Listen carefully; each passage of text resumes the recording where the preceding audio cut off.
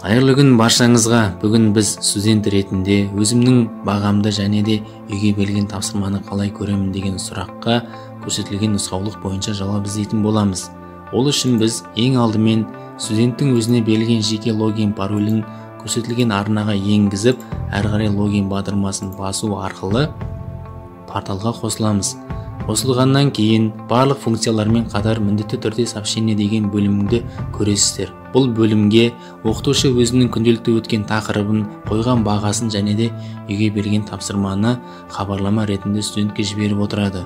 Оны көру мақсатында біз осы батырманы басамыз, одан кейін әрі қарай толыққанды ақпаратқа көз жеткіземіз. Мінекей, көріп тұрғандарыңыздай осы батырмалардың ішінде біз үйге берілген тапсырманы басамыз.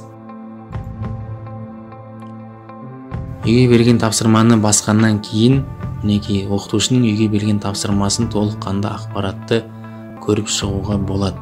Әрі қарай студент өзінің жауабы ретінде осында өзінің мәтінін енгізіп, сохранить батырмасын басу арқылы оқытушыға хабарлама ретінде жіберсе болады. Оны оқытушы өзінің жеке парақшасында уведомление деген батырманы басу арқылы студенттің жіберген хабарламасын көре алады. Әрі қарай бағаны көру мақсатында біз осы көрсетілген функциялардың ішінен оценки деген батырманы басып, толыққанды бағаны көріп шығуға болады. Мінекей, бүгінгі студенттің алған бағасы 4 деген баға. Назарларыңызға рахмет.